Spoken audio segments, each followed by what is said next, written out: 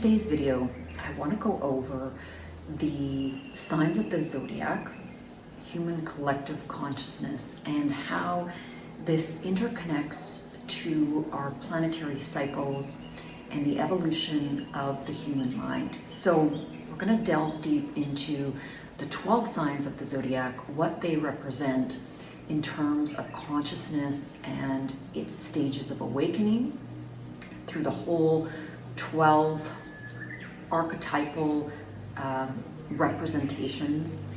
I also want to go into ancient wisdom, showing that the zodiac is far more than just celestial markers. It really can help us deeply unravel the stages of our own lives and the collective stages of human consciousness, as well as our collective organic consciousness on planet Earth at this time, and also from a historical perspective. I also want to journey into the concept of the Great Awakening, the concept of the ages in terms of the procession of the equinoxes, the cycles of the great ages, also the concept of fractal time, and insights into this rhythmic journey that we see in terms of our human history here on planet Earth. This will open up a window into understanding the very nature of what the function of what we conceive of time is in unison with all life and with human consciousness, bringing it back to how we experience our own reality here on planet Earth. Okay, so here we go, and we're going to go through all 12 signs of the zodiac. I want to just talk before I delve into this about the fact that I'm not saying that any one sign is in its infancy. We all have an aspect of all of the signs within each of us, but these are markers that we can utilize to understand the state of our own individual consciousness, as well as the stage of the human collective consciousness and that broader planetary consciousness in terms of, again, rising within our own vibratory field and how we can utilize this knowledge to gain greater stages of awareness and enlightenment. So there's deep-rooted wisdom. Cultures from our past studied the stars, studied these cycles in great detail, and there's a lot of really beautiful wisdom that we can gain by going into a lot of this past knowledge. Also understanding that a lot of this knowledge was hidden, or if not hidden, taught as evil, or somehow that it was something that would inhibit our capabilities or inhibit our relationship with the divine, and that is just simply not correct. So we're going to be looking at also, on top of the individual journey, the collective journey, which I stated, but also the procession of the equinoxes, the cycles of the great ages, which is extremely important, and part of what this knowledge was originally presented, and the reason that it was originally presented to humanity. And also in terms of the concept of fractal time and rhythms of history, evolution, and awareness. So the first sign of the zodiac is Aries, and this is in terms of our understanding of human consciousness. This is the spark of individual awareness. So the way that we can understand that archetypal sign of Aries is this is the point when consciousness crosses over into its awareness of the self, okay? So it's basically the first sign, which we know. It symbolizes the birth of individuality. It represents primal drive, okay, to exert its existence and develop its own self-awareness. This stage reflects humanity's most, early beginnings of consciousness and awareness, its need to survive, and its identity being paramount to its survival. Now let's roll into the next zodiac sign, which is Taurus. Taurus is the sign of stability and material awareness. So that stable, steady element of consciousness and its awareness to its place within the material world. So it embodies understanding of the physical world and the material world. It correlates to the development in terms of humanity's consciousness of agriculture and connection to the earth. It symbolizes the grounding of consciousness. So it is the stage when awareness is moving into the stability of its own conscious beingness in its tangible reality. Okay, so then we move into the zodiac sign or awareness, Gemini. And Gemini represents duality and communication. So Gemini introduces duality into awareness. So the self and the other, the dualistic aspect of our universal construct. And through this, we gain the awareness of thought and communication, because through the mechanism of the word, or this aspect of self and other, we now gain the ability to communicate. So we transfer thoughts. This is the reverberation or the reflection, the resonance of thoughts to the other and from the other back. This is the aspect of the archetypal mind of Gemini. Okay, this stage marks the growth in terms of the human collective consciousness of the intellect, language, curiosity, representing the mind's ability to question and to start to assimilate knowledge. Love this stuff. It's so super fascinating. The next stage in terms of the zodiac is Cancer. Now, Cancer is emotional awareness and nurturing. This is when the self starts to realize that it has emotionality. And because of that emotionality, it desires to nurture others. So Cancer is representative of this awakening and its desire to nurture and protect. And also through this lens, because we've talked about duality, we have the duality of the masculine and the feminine. So we also have this understanding through Cancer of that desire to protect through the maternal and the paternal. Okay, this stage reflects humans' early sense of community, family bonds, and the essential collective survival and growth of the human consciousness. Now, we're going to go into the next stage, which is Leo. Leo represents creativity and self-expression. So it is the flowering of creativity within the mind, and the flowering or the out expression of when the mind or the collective mind starts to celebrate its individuality. Okay, it becomes separate in this new creative self-expressive way. This stage corresponds to the rise of course, art, culture, leadership, government, and it's reflecting the mind's capacity for vision and innovation.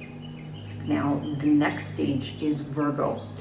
Virgo embodies the ability to analyze and to become of service. So Virgo is the mind, the archetypal mind, the consciousness in its process of analysis and servitude, representing the development of humanity and discipline. This stage reflects the refinement of the intellect and the recognition of the interconnectedness through purposeful contribution. Next on our list is Libra, harmony and relationships. Libra introduces the understanding of balance, justice, and relationships. This stage marks the mind's awakening to cooperation, fairness, beauty, and the evolution of ethics and diplomacy. The next stage of course, the zodiac as it relates to the self and to the collective human consciousness is Scorpio. Transformation and depth. Scorpio symbolizes the stage of transformation and the confrontation or the assimilation of deeper truths.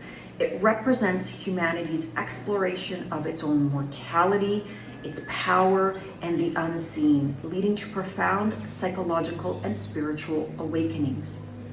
Now, the next stage is Sagittarius, expansion and higher learning. Sagittarius reflects the pursuit of higher knowledge, philosophy, and exploration. This stage corresponds to humanity's drive to expand its horizons, both physically, intellectually, and symbolically, the quest for meaning and truth. Now, the next stage is the stage or the zodiac phase of Aquarius, innovation and collective consciousness. Aquarius symbolizes the awakening of the collective. Okay, we're also moving into the age of Aquarius, hence this being the ushering in of the Great Awakening.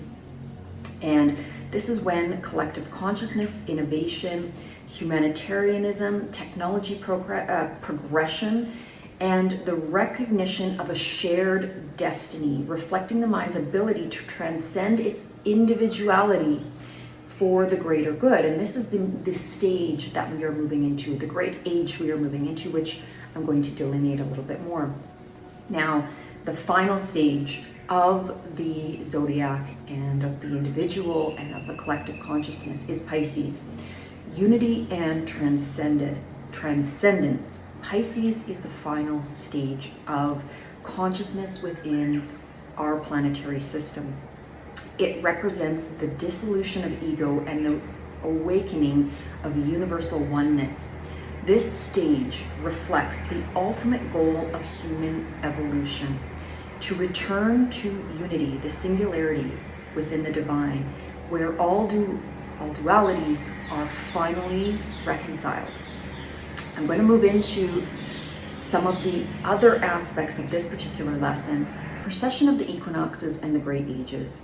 The zodiac is intimately connected to the procession of the equinoxes, and this cycle takes approximately 25,920 years, give or take, okay?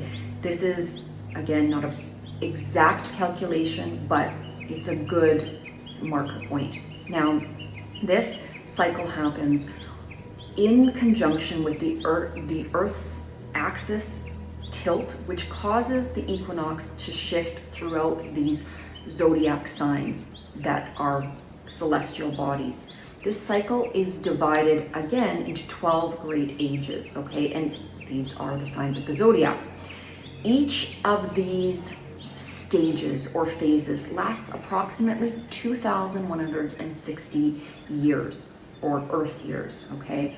And this reflects the collective consciousness and the individual consciousness as it moves through these phases in terms of our own personal evolution and the evolution of humanity.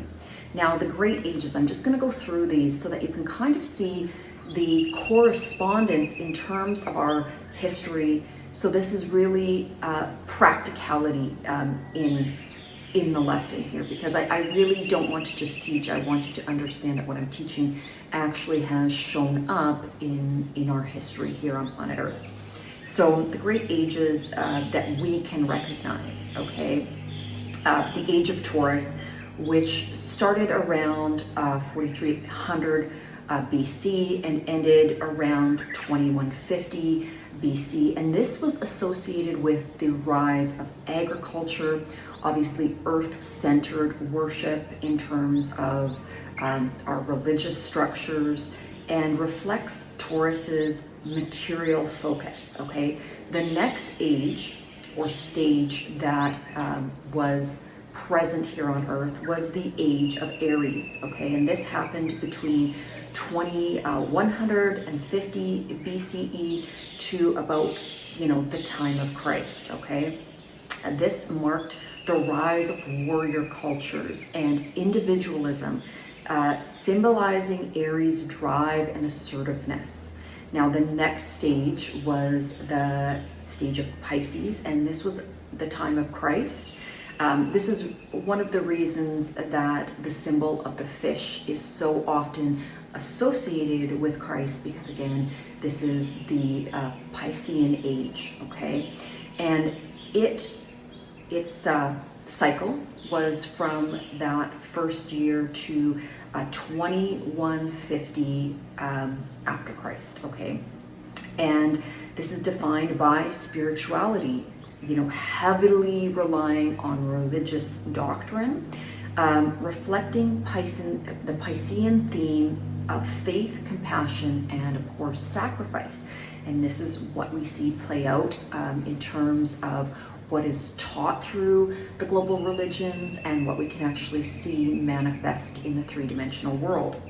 Now, the next age which we are embarking upon is the Age of Aquarius, okay? And this, the culmination of this age, or the ushering in of this age, has already happened in some form. There is, of course, an overlap, which you will always see in this transition between the ages, in this transformational stage.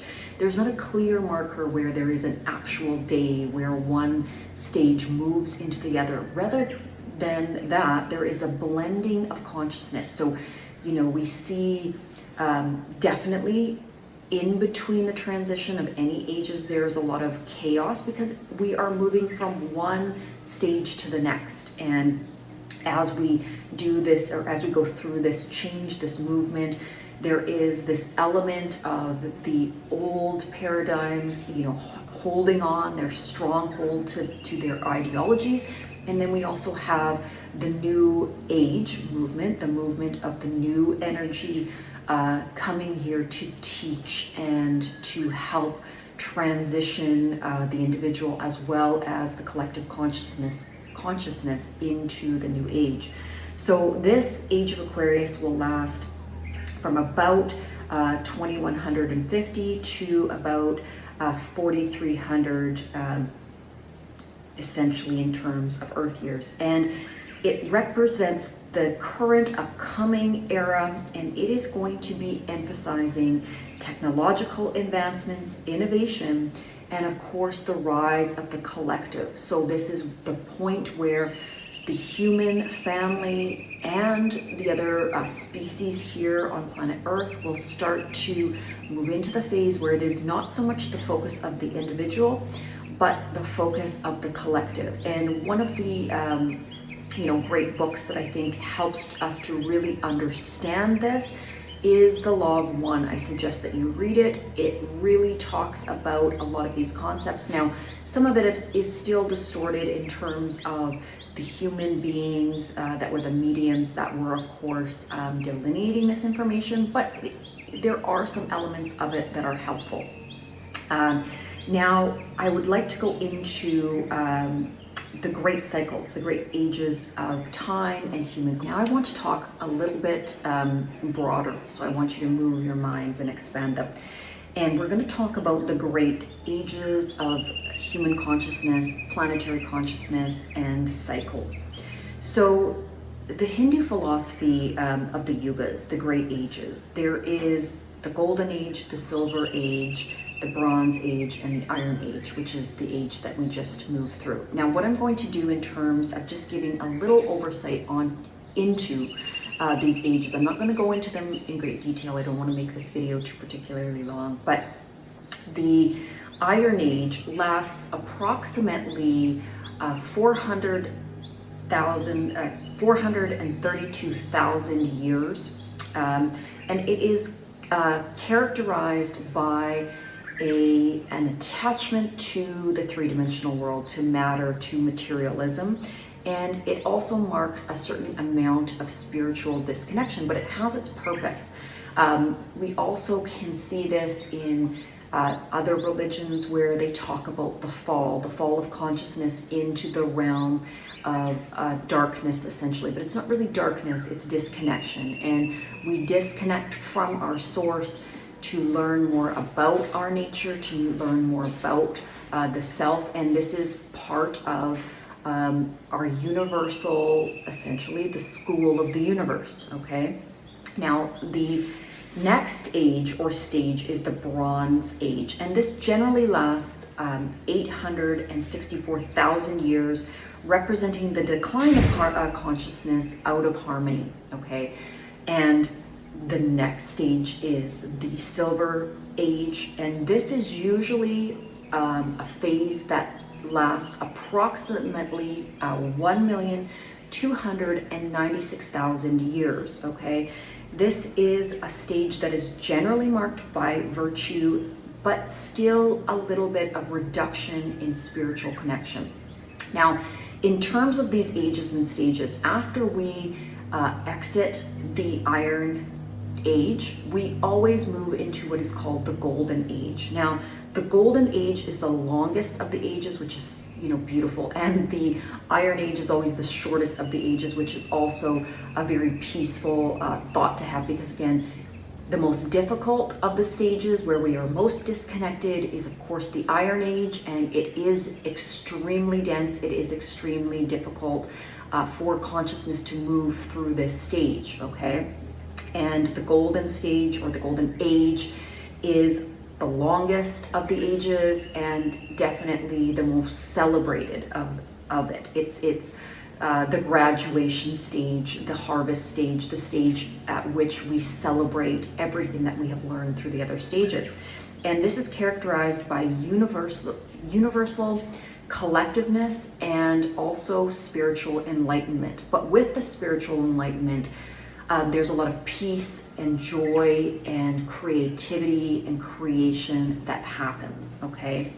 Now, the next aspect that I'm going to just move into in this lecture is the concept of fractal time. I know Greg Braden teaches a lot about this in his books, one of my favorite authors. So if you are looking for a deep dive into fractal time, its implications, please pick up some of the books by Greg Braden. So in terms of the implication of fractal time or the understanding of fractal time, essentially fractal time is the knowledge that patterns, just like in nature, also exist in patterns of time, and that there are reoccurring themes and essentially entry points or specific markers within points along the fractal which give rise to certain individual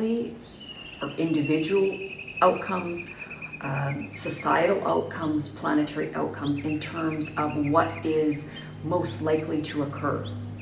And again, I really suggest you read Greg Braden's book, Fractal Time. I'm not going to do too much of a deep dive in this lecture about that, but I want to draw a correlation between the phases of the zodiac, the phases of the great ages, and how the repetition of certain cycles and specific points are things that we can both learn from and restructure in terms of our understanding. Now, on the macro scale, so when we utilize this idea of fractal time for the self, how I'm going to explain this is that let's say that we have a pattern within our own consciousness, within our own behavior, because of course our consciousness precedes the behavioral action. So let's say we have particularly troublesome behavior that keeps cropping up, and we keep going through this cycle of making, say, the same mistake.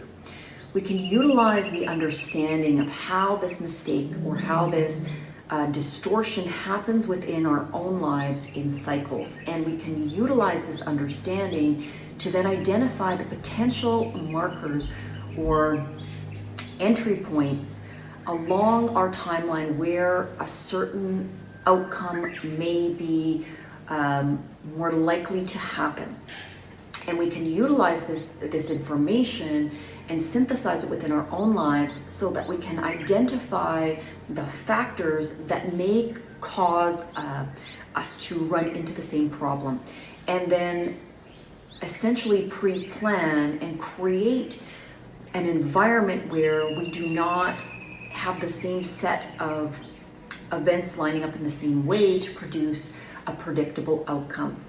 This is the same intelligence that we can use in terms of global events and the collective. We can utilize the principles of fractal time to anticipate the outcomes of things like wars, natural disasters, etc., and try to structure and maneuver our own consciousness and actions to essentially avoid disastrous outcomes. And this is what is so interesting about technology, science, looking at things like algorithms, because we can use these computing tools to essentially help identify some of these markers and potentially steer around the stones in the river, so to say.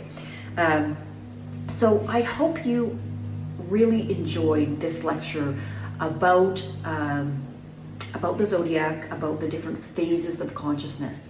Now, in the next lecture, I'm going to be going into how we can actually utilize some of this information to both attune ourselves and to understand the stages and phases of human consciousness as it relates to the great ages, the stages in terms of our own minds, how we can help to awaken our own consciousness, how we can help to awaken consciousness within others, how we can help to heal the planet, and of course, how we can utilize the 12 phases of consciousness and the upward calibration towards awakening within our own mind and the collective consciousness. Okay, I am wishing you all a blessed day, and I hope to see you in the next lesson.